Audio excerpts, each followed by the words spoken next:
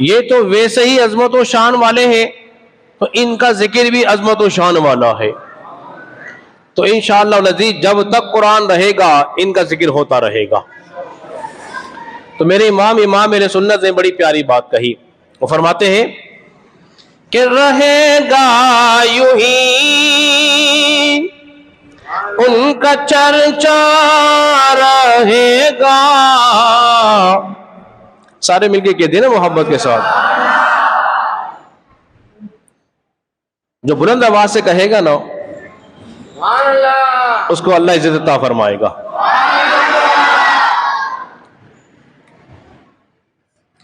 रहेगा यूं ही उनका चर्चा रहेगा,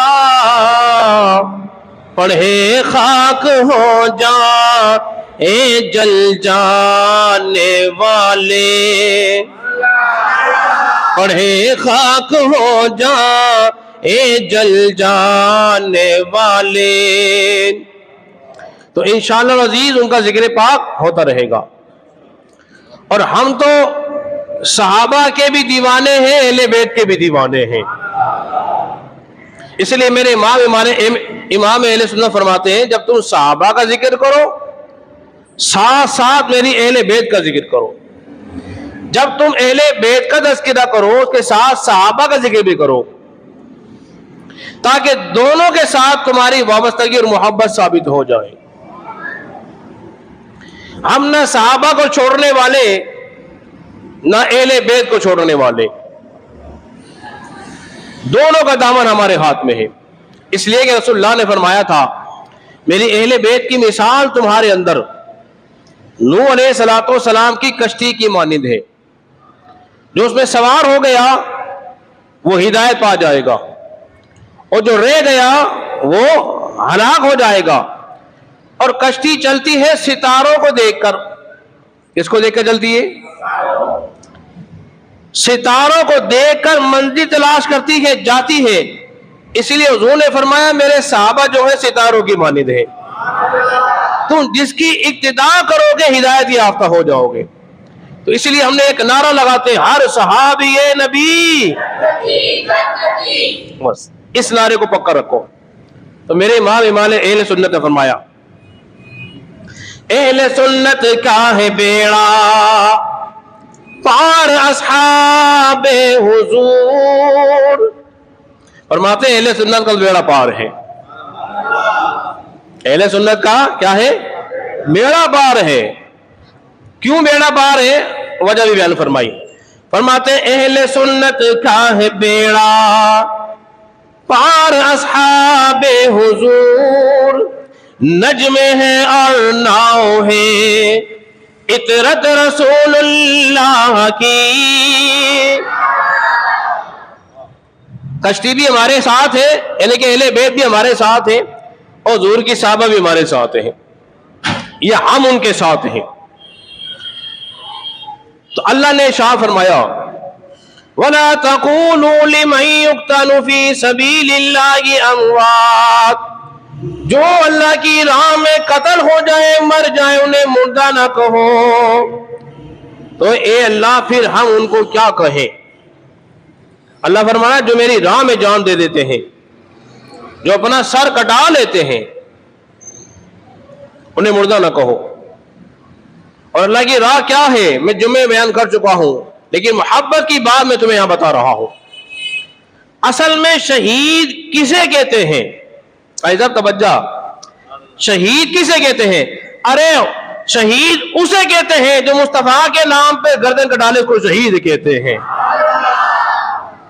जो मुस्तफा के नाम पर उसको अपनी गर्दन कटा ले उसको शहीद कहते हैं। और जो मुस्तफा के दीन की खातिर अपनी जान दे दे उसको इब्ने रसूल हुसैन कहते हैं। बात समझिए आपने? अल्लाह फरमा रहा है कि जो मेरी राह में कत्ल हो जाएं उन्हें मुर्दा ना कहो। अल्लाह क्या कहे? फरमाया बल अहयाउ वलाकिन ला तशऊरून। अल्लाह ने फरमाया बल्कि वो जिंदा है और तुम्हें शऊर नहीं है, तुम जान से नहीं हो, किस तरह जिंदा हैं। देखिए, शहीदों को जख्म लगा, उनके आधा के टुकड़े टुकड़े हो गए, उनको कब्र में रखा गया, बंद भी कर दिया गया कब्र को ऊपर से, मगर रब्बे कायनात फरमा रहा है वो जिंदा हैं, उन्हें मुर्दा ना कहो, उन्हें मुर्दा ना कहो। एक आयत करीमा में अल्लाह ने और इरशाद फरमाया, देखो अल्लाह तबारक व तआला आलिमुल गैबी व शहादा है, वो हर चीज का जानने वाला है। उसे मालूम था कयामत तक लोगों ने आना है, और हर किस्म की रंगो नस्ल के लोग आएंगे, मुख्तलिफ अकायद व नजरिया रखने वाले होंगे। बाद ऐसे भी होंगे जो शहीदों को मुर्दा कह देंगे। तो अल्लाह ने एक आयत फरमाई, देखो उन्हें मुर्दा ना कहना, बल्कि क्या है, वो जिंदा है। एक आयत अल्लाह ने और इरशाद फरमाई, तो क्या है, वला तहसबन्नल्लज़ीना कुतिलू फी सबीलिल्लाहि अमवाता। अल्लाह ने इरशाद फरमाया, जो हमारी राह में मर जाए ना, उन्हें मुर्दा गुमान भी ना करना।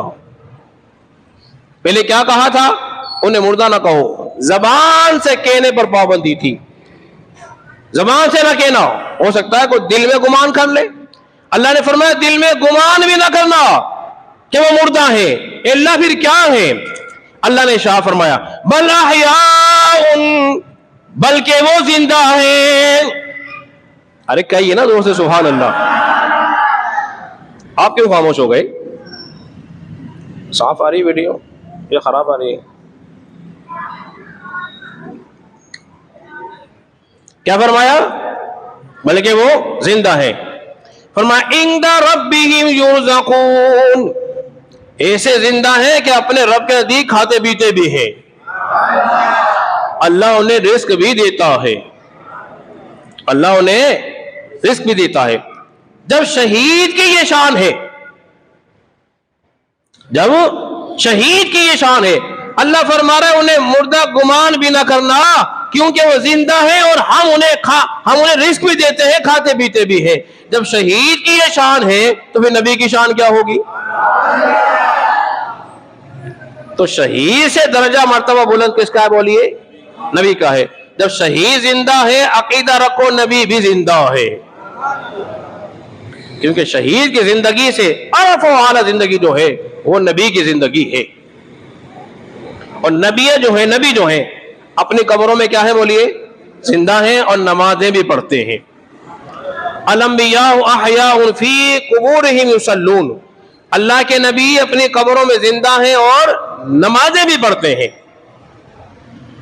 तो मेरे इमाम अहले सुन्नत ने फरमाते हैं तू जिंदा है वल्लाह, तू जिंदा है वल्लाह, मेरे चश्मे आलम से छुप जाने वाले। आप फरमाते खुदा की कसम आप जिंदा है, खुदा की कसम आप जिंदा है, बस मेरी आंखों से पोशीदा हो गए हैं, मुझे नजर नहीं आते, कसूर मेरा है, हालांकि आप जिंदा हैं। और एक बात अल्लाह ने और इरशाद फरमाई, जानते हो क्या है? दोनों तीनों आयतें अपने ज़हन में रखिए ताकि आपको गुफ्तगू समझने में आसानी हो कि आज के बयान में हमने क्या समझा है, क्या सीख के गए हैं। पहली आयत में अल्लाह ने फरमाया शहीद हो जाए माई राह में उन्हें मुर्दा न कहो। दूसरी आयत में क्या फरमाया? उन्हें मुर्दा गुमान भी ना करना। तीसरी बात क्या मान हुई? वो जिंदा है, खाते पीते भी हैं, अल्लाह उन्हें रिस्क भी देता है। चौथी बात भी सीख ले, वो क्या है? फरीहीन बिमा आताहुमुल्लाहु मिन फदली, और उस पर खुश भी है, राजी भी है, अल्लाह ने जो उन्हें अपने फजल से अता फरमाया है उस पर खुश है, राजी है, अल्लाह ने जो उन्हें अपने फजल से दिया है, जो फजल से अल्लाह ने उन्हें दिया है उस पर क्या है बोलिए? खुश है, राजी है। जन्नत में तरह तरह की नेमतें उन्हें अल्लाह ने दे रखी है। उन नेमतों को मिलने के बाद इंसान खुशी होगा। अरे बोलिए तो खुश होता ना, जिसको जन्नत मिल गई तो वो आदमी क्या होता है बोलिए? खुश होता है। कि मेरा मकसद पूरा हो गया। अब एक कमाल की बात आपके सामने और रखता हूं, एक कुरानी आयत और, इस सूरह तौबा है, इसकी आयत नंबर 110 है। इसको समझना भी बहुत जरूरी है। जो हमारी राह में जान दे दे, कत्ल हो जाए, वो मुर्दा, बल्कि क्या है, वो जिंदा। जब शहीद जिंदा तो नबी भी जिंदा। समझ गए जी। एक आयत करीमा अल्लाह ने शाह फरमाया, इन्नल्लाह अश्तरा मिनल मुमिनीना अनफुसहुम व अमवालहुम बिअन्ना लहुमुल जन्नह। अल्लाह ने मोमिनों के माल और जान के बदले जन्नत को खरीद लिया। दो चीजों का तज़किरा है इसके अंदर। इसका तज़किरा है, बोलिए जी, दो चीजों का तज़किरा है। मोमिनों ने जो चीजें दी हैं, क्या दी है? जान दी, माल दिया। अल्लाह ने जान और माल ले ली, उसके बदले क्या दी? बोलिए, अरे बोलिए तो। वो बहुत आसान आसान लफ्जों में समझाने की कोशिश कर रहा हूं। जन्नत। अब एक सवाल पूछता हूं मैं आपसे, हाजिर दिमाग से जवाब देना। बताओ, ये माल जो अल्लाह ने आपको दिया है, आपका है जी? ये जान जो दी है, किसकी है? अल्लाह की। अल्लाह खरीद रहा है, मोमिन बेच रहा है। भाई हमने तो ये सुना है, बेचता वो है जिसके पास की चीज अपनी हो, किसी और की बेच दे, कहते बड़ा फराडी आदमी है ये, इसके धोखे में ना जाना, फराड कर लेता है। किसी और की चीज बेच दी तो क्या कहेंगे? बड़ा धोखेबाज है। अल्लाह फरमा रहा है, मोमिनों ने अपना माल और जान दी, अल्लाह ने उसके बदले उनको जन्नत दी। तो अल्लाह खरीद रहा है, मोमिन बेच रहा है, हालांकि उसकी न जान अपनी है न माल अपना है। अल्लाह का फजल देखिए। अल्लाह फरमा रहा, बंदे जो मैंने माल तुझे दिया है, जो जान तुझे दी है, इस जान और माल को तू मेरी राह में खर्च कर दे, उसके बदले मैं तुझे जन्नत अता फरमा दूंगा। उसके बदले क्या दूंगा? बोलिए, जन्नत। अच्छा, ये आपने समझ ली बात। अच्छा ये बताओ कि ये जो सौदा हुआ है बंदो रब के दरमियान, ये खुद ब खुद हो गया है कि कोई बीच में?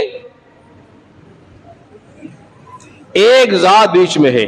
क्या है? बोलिए, जाते मुस्तफा है। अगर हुजूर ना होते, हम रब को पहचान सकते? रब को जान सकते? बोलिए, नहीं जान सकते ना। मेरे इमाम ने बड़ी प्यारी बात कही। क्या कहते हैं? फैज पहुंचा रजा अहमद पाक से, वरना तुम क्या समझते खुदा कौन है। आज हमें खुदा की पेशानी हुई है। किससे हुई है? ज़ाते मुस्तफा से हुई है। तो सोलह कराने वाले कौन है? बोलिए, मुस्तफा करीम सल्लल्लाहु अलैहि वसल्लम की ज़ाते बबरकात है। तो किसी शायर ने बड़ी प्यारी बात कही, चूंकि नाते मुझे बहुत कम याद हैं और फिलफोर को जुमला याद आ जाए तो मिसरा जो है ना वो आगे पीछे हो जाता है। तो किसी शायर ने बड़ी प्यारी बात की, बिल्कुल मौजू के मुताबिक ये शेर आपकी समात को नजर कर रहा हो। उम्मीद है कि नाद खाओं की तरह आप इस शेर का इस्तेकबाल करेंगे, वरना वो तो आपकी जेबों से नोट भी निकलवा ले, लेकिन वो फन हमारे पास नहीं। समझ बात आपके? कहता है, गुलामे मुस्तफा बनकर बिक जाऊं मदीने में, गुलामे मुस्तफा बन के बिक जाऊं मदीने में, सरे बाजार ये सौदा सरे आम हो जाए कि हुजूर के नाम पे बिक जाऊं, तो फिर तो मजा आ जाएगा ना।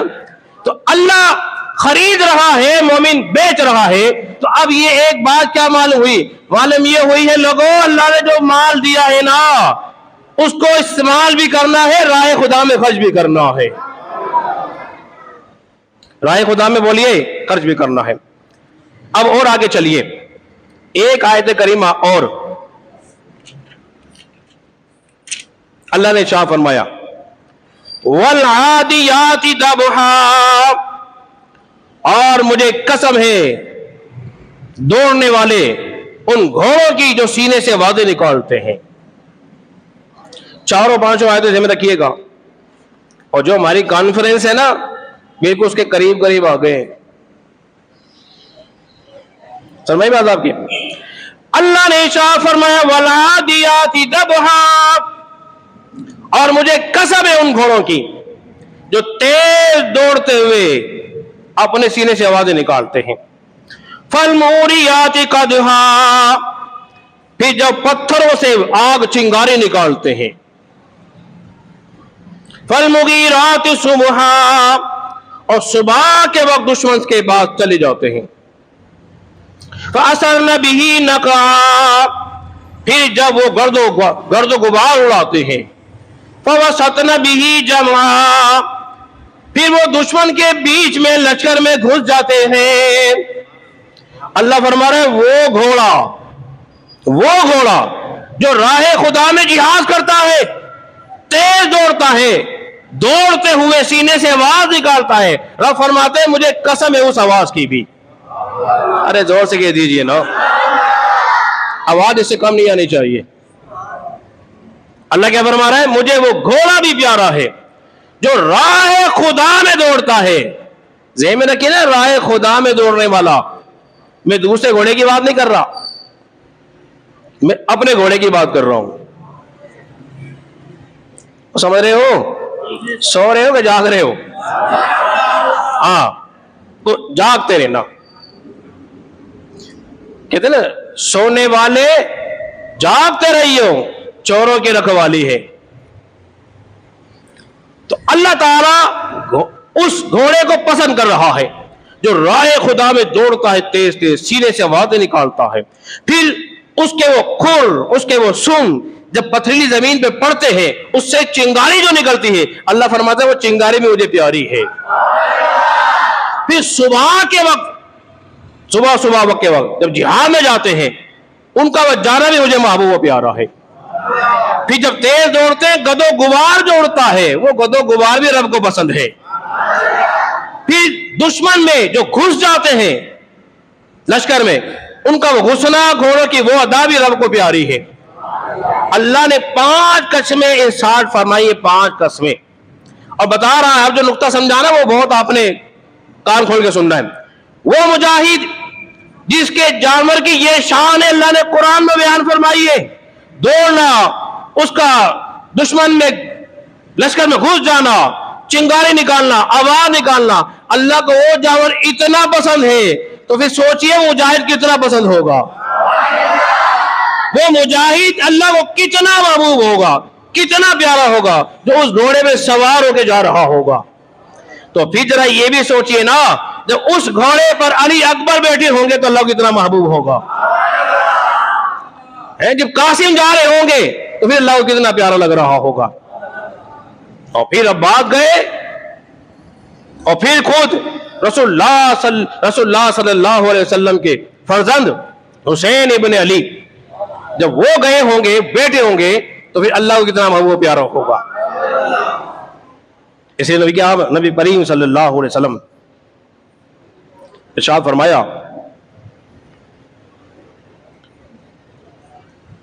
कि हुसैन मुझसे है और मैं हुसैन से हूं।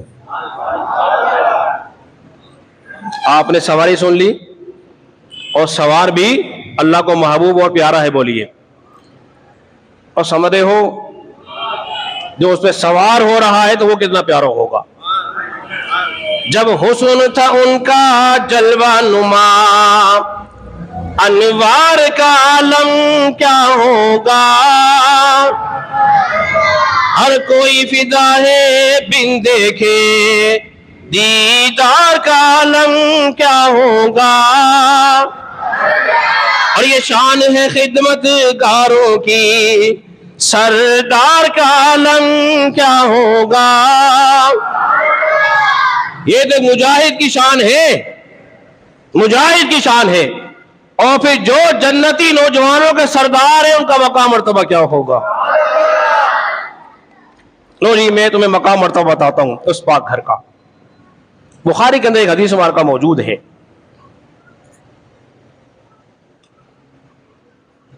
बुखारी के अंदर, भाई घड़ी में मुझे मत देखें, घड़ी देखना मेरा काम है। मुझे मालूम है कितनी देर में मैंने मंजिल पहुंचना है और कितनी स्पीड से चलना है और कहां ठहरना है। आप खुदा के बात है, घड़ी घड़ी ना देखें खुदा के लिए, समझ रहे हैं आप, घड़ी घड़ी ना देखें खुदा के लिए। बुखारी के अंदर एक हदीस हमारे का मौजूद है। अहले बैत की अज़मत शान बयान करो। अल्लाह तबारक व तआला ने हजरत मूसा अलैहिस्सलातो सलाम के पास ना फरिश्ता भेज दिया, जिसे कहते हैं मलकुल मौत या मलकुल मौत। और हजरत मूसा अलैहिस्सलातो सलाम ने देखा ना कोई शख्स आ गया है, पूछा कौन हो, कौन हो। उसने कहा कि हुजूर वाला मलकुल मौत हूं। आपको जलाल आ गया, क्या आ गया, जलाल आ गया। आपने ऐसा उसको थप्पड़ रसीद किया ना, इसको मलकुल मौत को, आग भोड़ दी, आग भोड़ दी। बुखारी से बता रहा हूं, किताबुल जनाइज के अंदर ये हदीस हमारे का मौजूद है। और मेरे पास जो हदीस नंबर है, हदीस है वो 548 है, सफा नंबर। आग भोड़ दी और फरिश्ता गया आग को लेकर अल्लाह के पास। कहा मौला किसके पास भेज दिया, किसके पास भेज दिया, आग ही भोड़ दी मेरी, वो तो मरना चाहते ही नहीं। अल्लाह ने आंख ली और दुरुस्त कर दी। अब कमाल देखो, कुव्वत देखो हजरत मूसा अलैहिस्सलाम के। कहां फरिश्ता इतना ताकतवर, एक फरिश्ता भेज दे अल्लाह तो सारी बस्ती को उलट पुलट कर दे। और मूसा अलैहिस्सलाम की कुव्वत और ताकत देख के थप्पड़ मार के उसकी आंख फोड़ दे। जब मूसा का ये कमाल है, फिर रसूलुल्लाह का कमाल क्या होगा। जब मूसा अलैहिस्सलाम के जिस्म में इतनी कुव्वत और तवानाई है, फिर ज़ात मुस्तफा में कितनी होगी। ये तो आम फरिश्ता था। जिब्रील आए ना पहली बार गारे हिरा में, हुजूर को पकड़ से झप्पी मार के जरा से जोर से दबाया ना, कहा इकरा पढ़िए। आप तवज्जो नहीं कर रहे थे, उसके पसीने छुड़ गए। 3 बार जोर, अल्लाह ने फरमाया जी कुव्वा, जिब्रील बड़ा ताकत वाला है। और वो पहाड़ था, पहाड़ तूर, उसको उठा लिया था एक हाथ पर। कहा तुमने तोरेत नहीं ली ना, इसको पलट दूंगा तुम्हारे ऊपर। तो वो न डर के हमारे तोरेत को ले ली। और जब सजदा करते हैं ना, सजदा कर रहे हैं और देख रहे हैं कहीं पहाड़ गिर तो नहीं रहा है हमारे ऊपर, तो यहूदियों का सजदा ऐसा ही है। आजकल अपना सर फोड़ते हैं दीवार में, वो यहूदियों की इबादत में वो अपना सर ऐसे हिल हिल के सर फोड़ते हैं। भाई फोड़ते रहो, अपना सर फोड़ना है तो अपना नुकसान करोगे, हमारा नुकसान बोलिए नहीं करोगे। लेकिन देखा जाए तो हमारा नुकसान, बहुत बड़ा नुकसान वो कर रहे हैं। उन्होंने अपना कल्चर हमें दे दिया और हमने उनका कल्चर शौक से ले लिया। जितनी टी शर्ट पहनी जाती हैं, तरह तरह के अदाकारों की तस्वीर उस पर लगी हुई होती है, और हमारा बच्चा भी कार्टून वाली पहनता है शर्ट, जिसपे कुत्ते, बिल्ली, दीगर जानवरों की तस्वीर कुछ कार्टूनों की तस्वीर बनी होती है, और हम शौक से बनाते हैं और फिर गालियां सुबह शाम उन्हें दे रहे होते हैं। ऐसा है कि नहीं है बोलिए। किसी पे शाहरुख खान की तस्वीर है तो किसी पे किसकी तस्वीर है, किसी रसल की तस्वीर है। आजकल नौजवानों ने चोटियां रखनी शुरू कर दी। अब वो जहल रखा करता था चोटियां, ये रसूलुल्लाह का तरीका तो नहीं। अब खुद आईने में खड़े होकर देखो कि मैंने ये शक्ल सूरत जो बनाई हुई है किससे मिल रही है। यहूदियों के तरीके से मिल रही है, अंग्रेज का तरीका है, मुसलमानों का तरीका है, किससे मिल रहा है, फिर खुद फैसला कर ले। इसलिए कि मोमिन जो है अपने दोस्त जो होता है वो आईने की तरह होता है। वो आईना बोलेगा और आईना सच बोलता है। तो लिहाजा मेरे नौजवान दोस्तों, खुदारा खुदारा खुदारा इस्लाम की तालीमात के मुताबिक अपने गेटअप को अपनाएं, इस्लामी तर्ज अमल को अपनाएं, यहूद और नसारा के तरीके को छोड़ दें। आज जा रहे ना, कह रहे हम आगे निकलेंगे, कहते जी यूरोप के साथ कदम से कदम मिला के, बताओ क्या कर लिया तुमने, क्या कर लिया? तरक्की की? नहीं की तरक्की। भाई कपड़े पहन के तरक्की नहीं होती, शक्लों को बिगाड़ के तरक्की नहीं होती, किरदार को निखार के तरक्की होती है। और कहो ना सुभान अल्लाह। इससे पहले भी सुपर पावर थे, केसर और किसरा जैसी बड़ी बड़ी ताकतवर हुकूमतें थी। फारूक आजम का जमाना था, वो कांपते थे, इसलिए कि उन्होंने अपना किरदार, अपनी सीरत कैसी बनाई हुई थी? सूरत और सीरत रसूलुल्लाह के तरीके में कामयाब थे। आज हम रुसवा हो रहे हैं, क्या वजह है? हम दीन से दूर हो रहे हैं। जब तक कामयाब नहीं हो सकते, गलबा हासिल नहीं कर सकते दूसरी अक़वाम पर, जब तक हम पक्के और सच्चे दीनदार ना हो जाए। अल्लाह ने खुद फरमाया पूरे कुरान मजीद के अंदर मौजूद है, पूरे इस्लाम में दाखिल हो जाओ। भाई कैसे दाखिल हो? हमारा किरदार इस्लामी, हमारा चेहरा इस्लामी, हमारा लिबास इस्लामी। जब ये मदनी सोच आ जाएगी, यकीन करो हमारे घरों में इनकलाब बर्पा हो जाएगा। आज हमें इनकलाब की जरूरत है कि नहीं है? तो इनकलाब कैसे आएगा? आपसे आएगा इनकलाब। अगर हर आदमी क्या कर रहा है, उसको बदल दूं, उसको सीधा कर दूं, अबे खुद तो हो जा। खुद नहीं बदल रहा है और चला है दूसरों को बदलने के लिए। तो सबसे पहले जरूरत है कि अपने आप को तब्दील करें, कुरान सुन्नत के मुताबिक जिंदगी गुजारने की कोशिश करें। फिर इंशाअल्लाह अजीज जिंदगी में निखार भी आ जाएगी और बोलिए अल्लाह का फजल करम भी हो जाएगा। तो मैं क्या कह रहा था आपसे, बात कहां से कहां निकल गई? मूसा अलैहिस्सलाम की बात कर रहा था कि उन्होंने थप्पड़ मारकर आंख निकाल दी, अल्लाह ने आंख सही कर दी। मूसा अलैहिस्सलाम के पास इजाजत लेकर आए।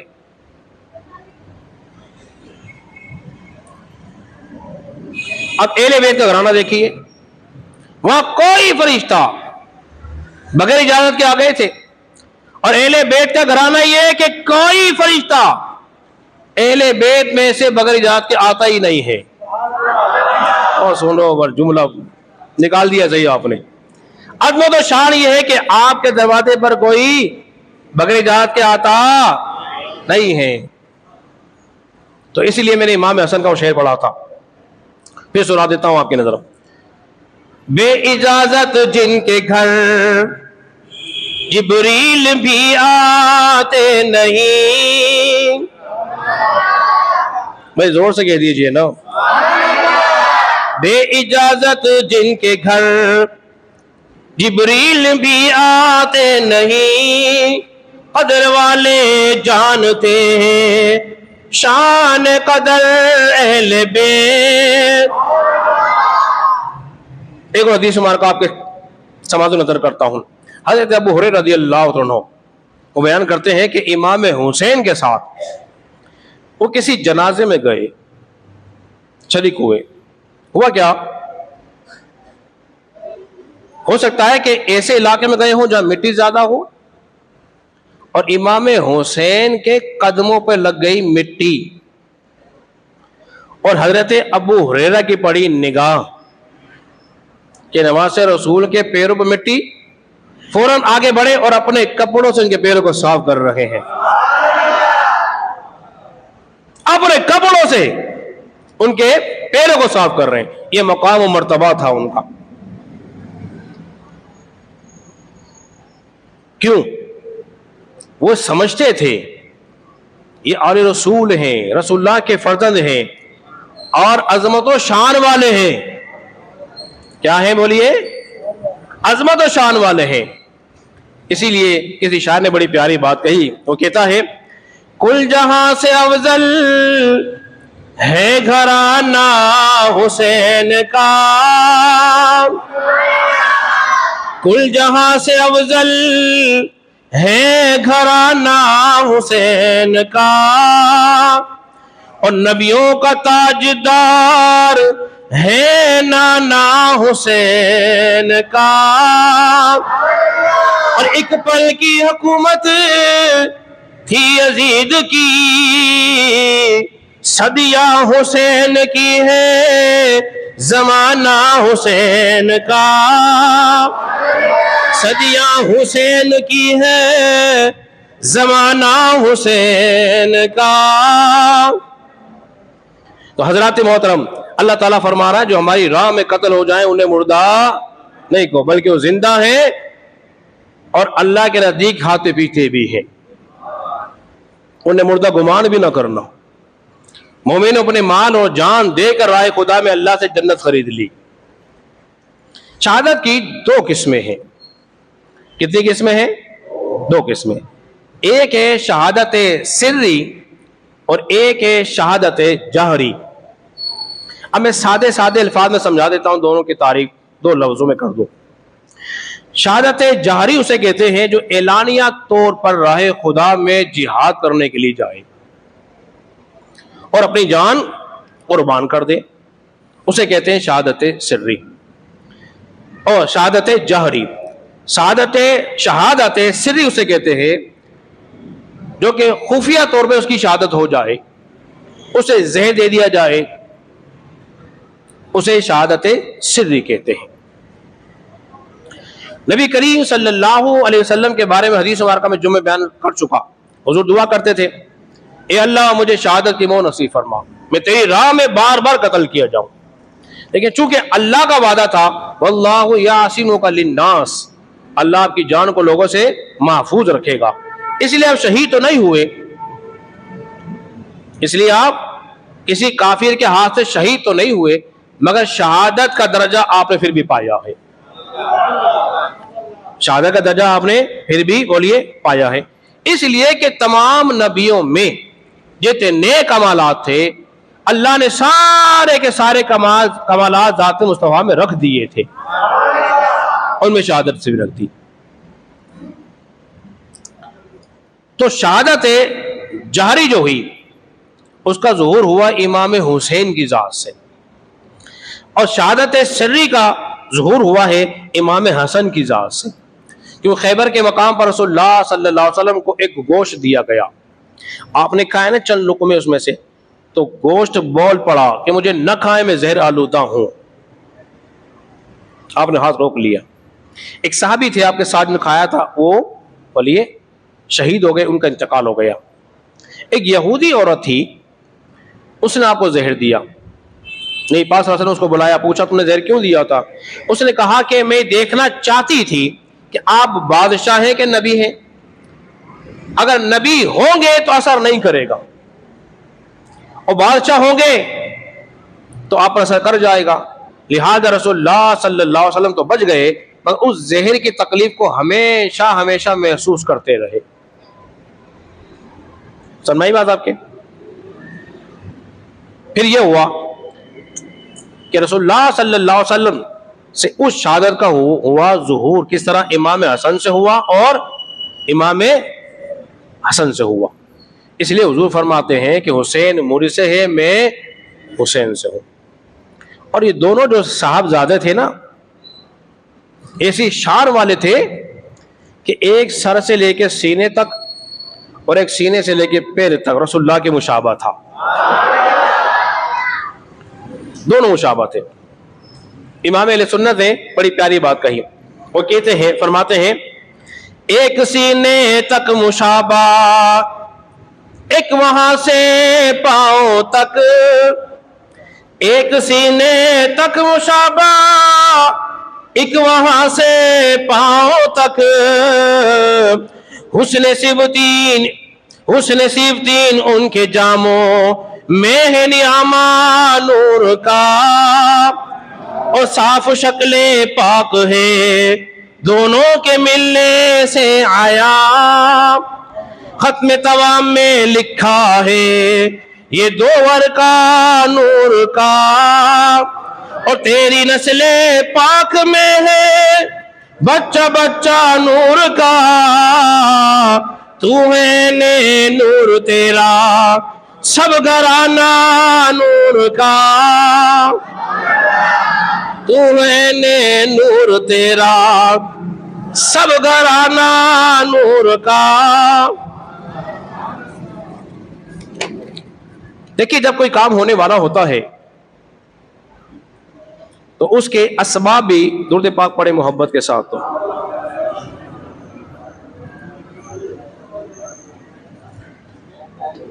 कभी कभार नारा भी लगा दिया करते, नारे से इंसान में जुनून और ज़ौक शौक बढ़ता है, लेकिन कोई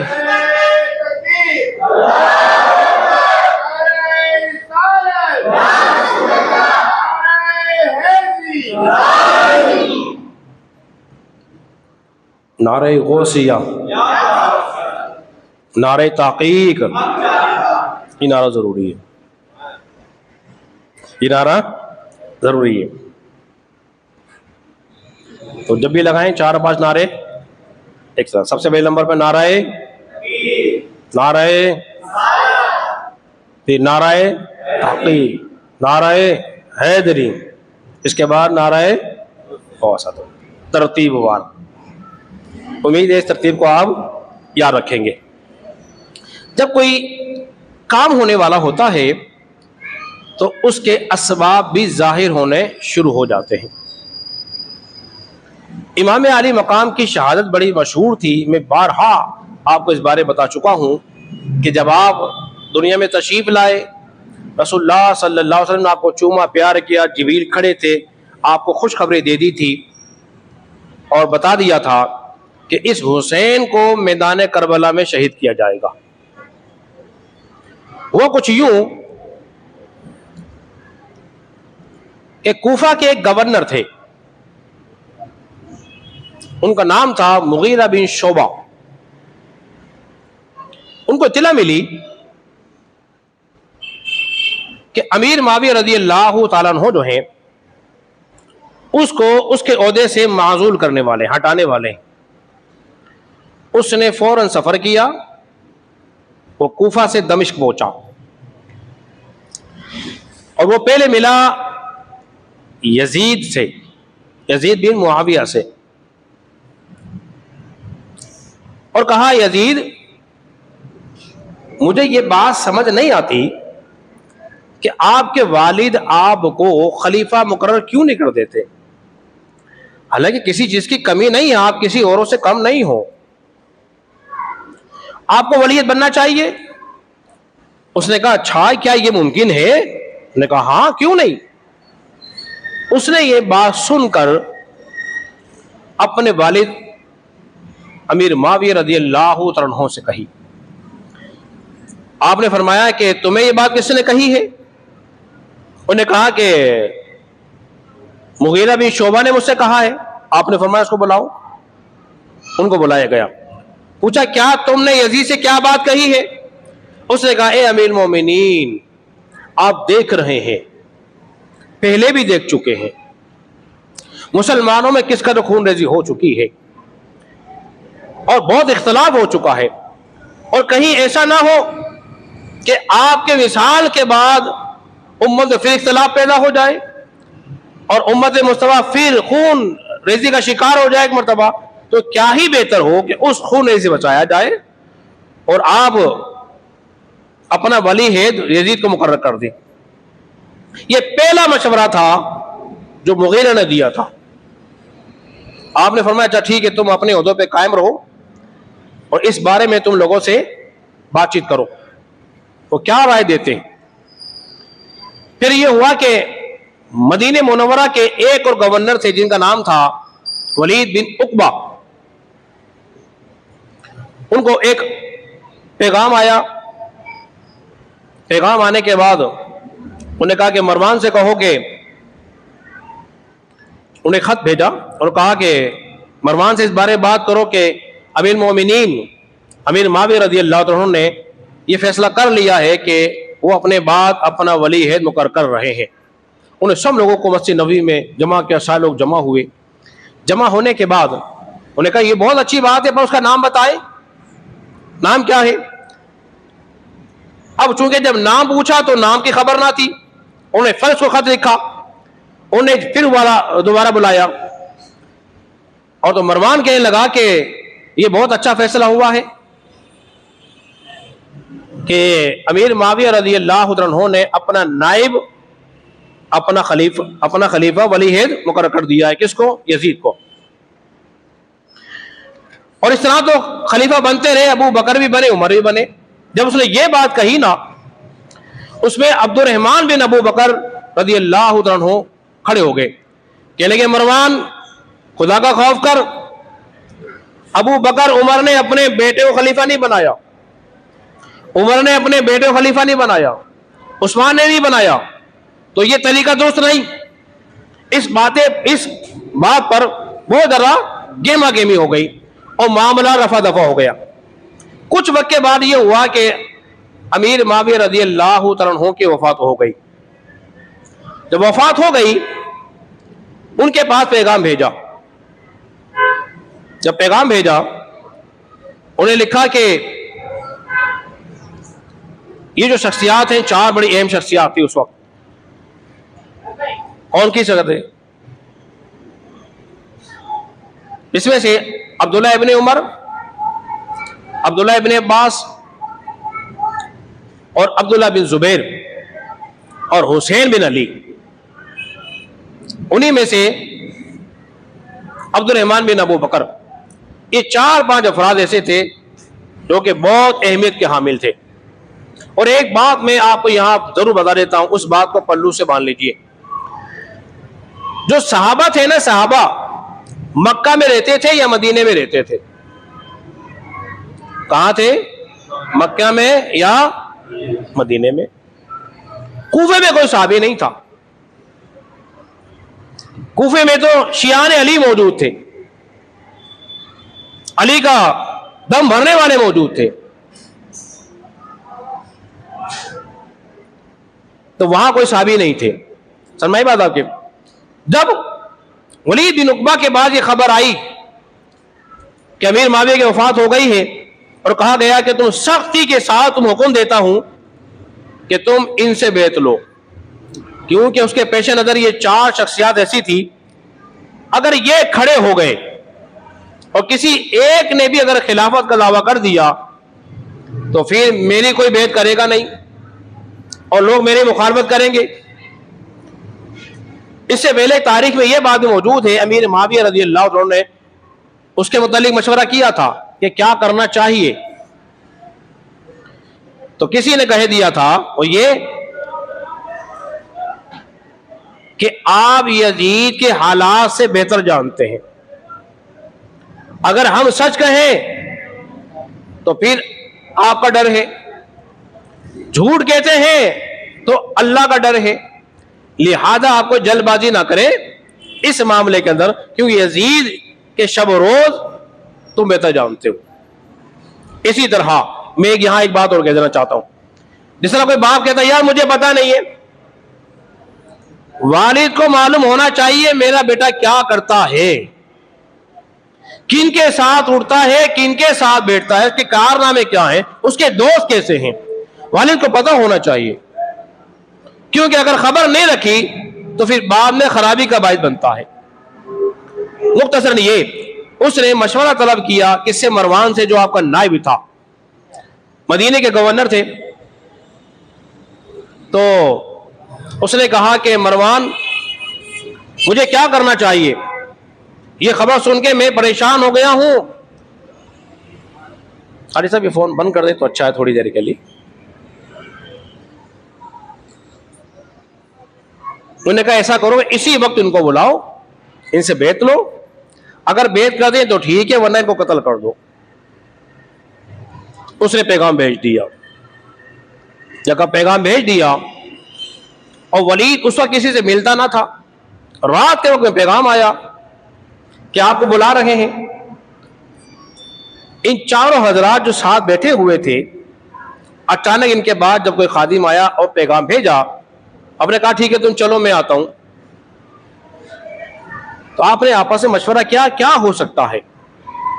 सबसे पहले हुसैन बिन अली ने कहा कि मुझे लगता है कि अमीर मुआविया की हो गई है वफात, और हो सकता है कि अब हमसे बैत का तकाजा किया जाए, बैत तलब की जाए।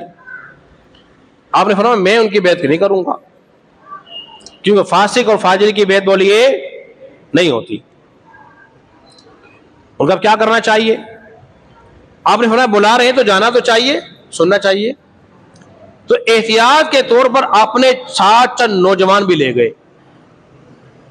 आपने समझा दिया हिफ्ज़ मा तक़द्दुम के तहत, अगर मेरी आवाज बुलंद हो और मैं जोर से बोलूं तो तुम फौरन अंदर आ जाना। वह ये कि वलीद के बाद जब गए, वलीद ने कहा कि अमीर मुआविया की वफात हो गई है, आपने ताज़ियत की। फिर कहा कि आपको बेत करने के लिए भी कहा गया है। आपने फरमाया मुझ जैसा शख्स इस तरह चोरी छुप के बेत नहीं कर सकता। यह खबर आप आम ऐलान करें, लोगों के सामने ऐलान करें, लोगों के सबके सामने ले, फिर लोग जिसको चाहेंगे खलीफा मुंतखब कर ले, वो लोगों की मर्जी है। लेकिन बहरहाल मैं इस तरह बेत नहीं करूंगा। चूंकि वलीद बिन उक़बा था, ये अमन पसंद आदमी था, ये लड़ाई झगड़ा पसंद करने वाला नहीं था। उसने कहा ठीक है हज़रत आप तशरीफ ले जाइए। मरवान कहने लगा वलीद ये क्या कर रहा है, अगर तूने इनको अभी जाने दे दिया फिर दोबारा इन पे काबू नहीं पा सकेगा, लिहाजा ये बेत करे तो ठीक, वरना इनका सर अभी कलम कर दो। इमाम अली मकाम ने फरमाया ओ फलाने, ओ फलां के बेटे, तू मुझे कत्ल करेगा। जब ये बात तेज हुई तो वो हिलकार भी आ गए, मामला रफा दफा कर दिया। इमाम अली मकाम तशरीफ ले गए। मरवान से आपने कहा, वलीद बिन उक़बा ने, आपने कहा मरवान तू मुझे ऐसा मशवरा दे रहा है कि मैं हुसैन बिन अली के बेटे को कत्ल कर दूं महज इस बात पे वो यजीद की बैत नहीं करते और मैं अपनी दीन और दुनिया तबाह कर लूं। आपने फरमाया मैं हरगिज़ ऐसा नहीं करूंगा। अगर सारी दुनिया का मालो मता मेरे कदमों में रख दिया जाए फिर भी ये काम करने को मैं तैयार नहीं हूंगा, जो चाहे हो जाए। इसको कहते हैं मोहब्बत रसूल। फिर मामला क्या हुआ कि बार बार आपको पैगाम आते रहे कि आप बेत कर लें, आप बेत कर लें। फिर इमाम अली मकाम आखिर मजबूर हो गए और आपने फैसला किया कि अब मेरा मदीने में रहना इन लोगों ने मुश्किल कर दिया है। अब हुसैन से पूछो उस पर क्या बीतती होगी, जिसका बचपन मदीने में, जिसका लड़कपन मदीने में, जिसकी जवानी मदीने में, रसूलुल्लाह के सामने जहां उनकी वालदा मौजूद, उनके भाई इमाम हसन वहां मौजूद, और आज वही मदीना जो रसूलुल्लाह का पसंदीदा शहर था आज में छुड़ाया जा रहा था। आखिर आपने फैसला कर लिया कि मैं मदीना छोड़कर मक्का चला जाऊंगा और जो हरम में रहूंगा अल्लाह अल्लाह करके वहां गुजार दूंगा बाकी सारी जिंदगी। हजरात मोहतरम, फिर क्या हुआ? थक तो नहीं गए आप लोग? अहम बात तो अब शुरू हो रही है। तो हुआ क्या? तो फिर हुआ ये कि इमाम हुसैन ने मदीना छोड़ने को तैयार हो गए। अब्दुल्ला इब्ने उमर, अब्दुल्ला बिन जुबैर, अब्दुल्ला इब्ने अब्बास वो इमाम हुसैन से मुलाकात किए बगैर ही मक्का चले गए थे पहले। तो फिर इमाम अली मकाम आए, अपनी अम्मा जान के पास गए, वहां सलाम कहा, भाई की कब्र पर आए, वहां सलाम किया, फिर आखिरी में रसूलुल्लाह सल्लल्लाहु अलैहि वसल्लम के रोज़े अतर के सामने आए और फिर आके सलाम किया, उनसे कुछ बात की। क्या बातें हुई होंगी वो तो वही बता सकते हैं क्या बातें हुई होंगी, लेकिन दिल ये कहता है, वो कह रहे होंगे कि या रसूलुल्लाह सल्लल्लाहु अलैहि वसल्लम ऐसा वक्त आ गया है कि अब आपके इस बेटे को मदीने में रह नहीं जाने दिया, मदीना तंग हो गया ऊपर। मुख्तसर ये कि इमाम हुसैन जो थे मक्का छोड़कर, मदीना छोड़कर मक्का चले गए। फिर कूफियों के वहां खुतूत आने शुरू हुए। कूफा के जो रहने वाले लोग थे उनको मालूम हुआ कि हुसैन बिन अली ने यजीद की बैत नहीं की और वो मदीना छोड़कर मक्का चले गए हैं, लिहाजा उन्होंने खत लिखने शुरू किए खुतूत पर खुतूत, खुतूत पर खुतूत लिखते रहे और कहा कि आप कूफे आ जाएं, हम आपकी बेइज्जत करेंगे, आप पर जान देंगे, माल देंगे, हर तरह से आपका साथ देंगे, पर आपका साथ नहीं छोड़ेंगे। और इमाम हुसैन के बारे जो खत लिखा था उसमें ऐसा मजबूत लिख दिया कि अगर आप ना आए तो फिर हमें यकीन तौर पर यजीद की बेइज्जत करनी पड़ेगी, और इस बेइज्जत का जो होगा वो फिर आप पे ही होगा। शरई तौर पर आप उस जाने के लिए तैयार हो गए। इमाम हुसैन ने क्या किया, आपने खत लिखा और खत लिख के फरमाया मैं अपना नायब मुस्लिम बिन अकील को बना के भेज रहा हूं, अगर इन्होंने मुझे वहां के हालात तसल्ली बख्श बताए और खत लिख दिया तो फिर मैं भी आ जाऊंगा। इमाम मुस्लिम वहां पहुंचे ना, और कूफे को मालूम हुआ कि इमाम मुस्लिम बिन अकील इमाम हुसैन के नायब बनकर आ रहे हैं। उन्होंने बेइज्जत करनी शुरू कर दी, खूब दावतें हो रही हैं, बेइज्जत कर रहे हैं, हजार लोगों ने बेइज्जत कर ली, 30 से 40 हजार लोगों ने बेइज्जत कर ली और वादा किया जान दे देंगे, आपका साथ नहीं छोड़ेंगे, आपका साथ नहीं छोड़ेंगे। उधर खुदा की देखिए, यजीद को इत्तला हुई कि हुसैन बिन अली के नायब मुस्लिम बिन अकील बनकर आए हुए हैं, 40,000 ने बेइज्जत कर ली है, क्योंकि महल्ले में हर किस्म के लोग होते हैं। किसने जाके खबर कर दी?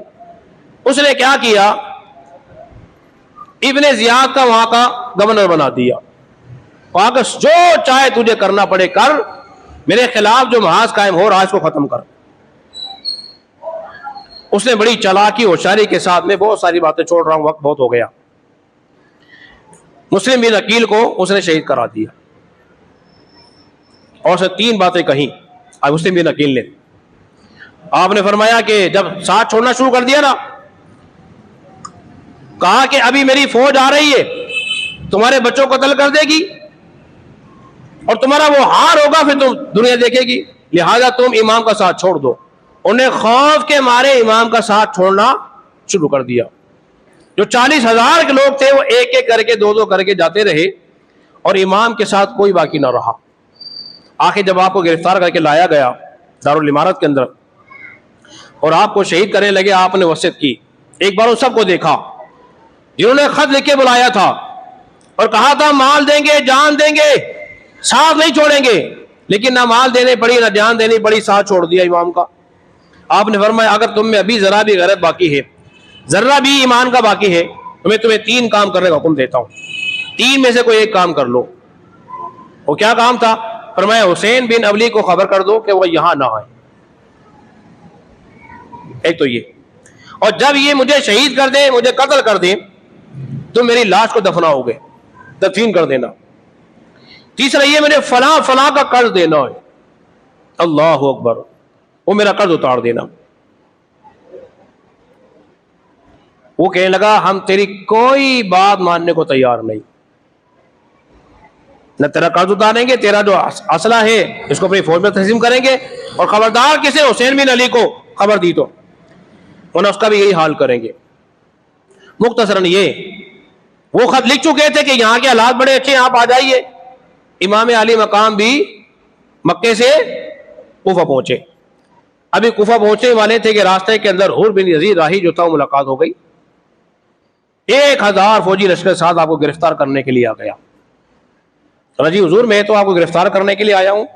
जी मेरा जुर्म क्या किया है मैंने? बोले जी आपने यजीद के खिलाफ माजराई की, आपने वो सैला जो तरफ फेंक दिया। बात देखो, वो भी बड़ा परेशान हुआ कि ये क्या मामला है। फरमाया हज़रत आप मुझसे मिलिए, मैं आपसे मिलता हूँ और आप में चले जाइएगा। उधर खुदा की देखिए 3 रात तक आप जाते रहे, लेकर आप वहां से निकल ना सके। सुबह आपने किसी पूछा जिस मकाम पे हम खड़े हैं इस मकाम का नाम क्या है? उन्होंने कहा नैनवा नाम है इसका। कहा और कोई नाम भी है? फरमाया करबला इसका नाम है। फरमाया ये तो हमारी शहादत गाह है, हम जा कैसे सकते हैं? आप वहीं खेमे गाड़ लिए। और फिर वो बार बार वहां से दावत आ रही थी, आ जाओ मैदान में, आ जाओ मैदान में। तो फिर इमाम अली मकाम ने क्या किया, और भी यजीद राही का तस्करा मैं कर चुका गुज़श्ता जुम्मे के अंदर। आपके पास आपके रुफका थे जिनकी तादाद जो थी कम से कम 50 थी, वो आपके साथ थे। आपने एक दिन की मोहलत मांग ली, एक दिन की मोहलत, कहा एक दिन की मोहलत दे दो। एक दिन की मोहलत आपने क्यों मांगी थी? ताकि कल को शहीद हो जाना है, क्यों ना इस रात में खूब रब की इबादत की जाए, कुरान की तिलावत की जाए, दुआएं की जाए। इमाम हुसैन की सीरत ये बताती है।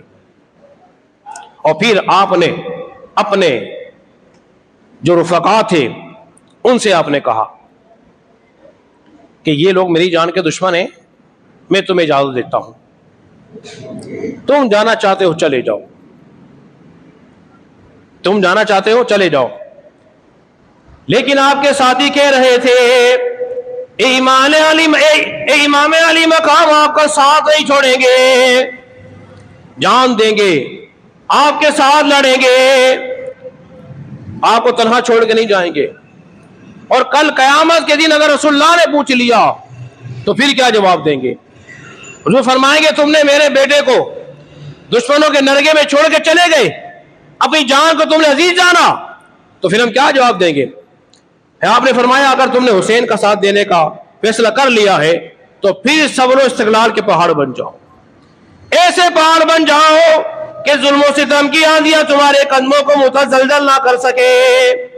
इमाम अली मकाम ने अपने साथियों के अंदर सब्र इस्तिक़लाल भर दिया और जोश शहादत से सरसार हो गए। तो फिर जब सब के सब शहीद हो गए, इसके बाद आपकी आंखों के सामने कौन था?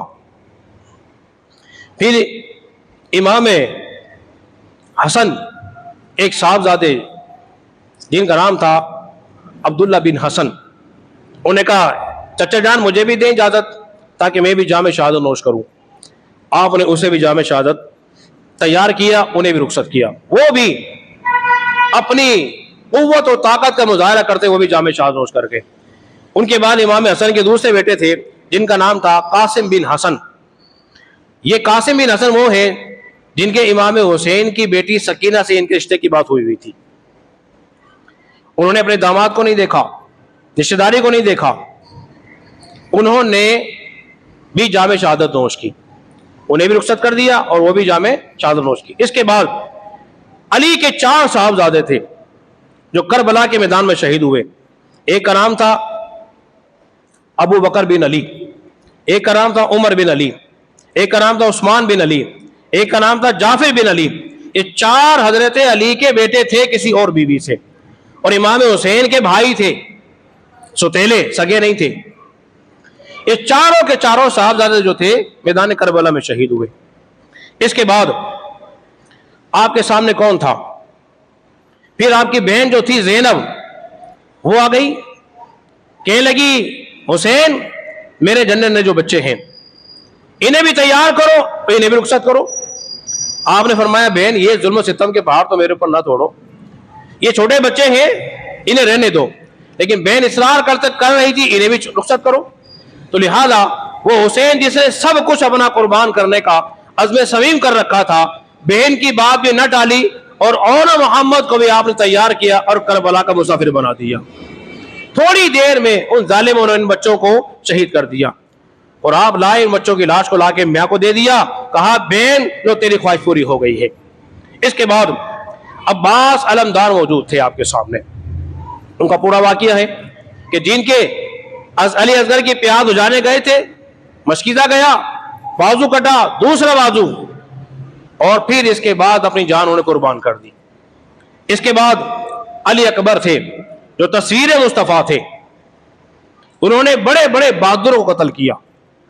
इसके बाद रह गए अली असगर आखिरी में, वो नन्ही जान, उसे भी ले गए। उन बदबख्तों ने तीर का हमला करके उन्हें भी शहीद कर दिया। इसके बाद कोई नहीं बचा। अब बचने वाले कौन थी? एक जात बाकी थी, वो इमाम अली मकाम की जात थी। इमाम अली मकाम ने अपनी तैयारी शुरू की और कोई सवार करने वाला नहीं था। अब बहन आ गई।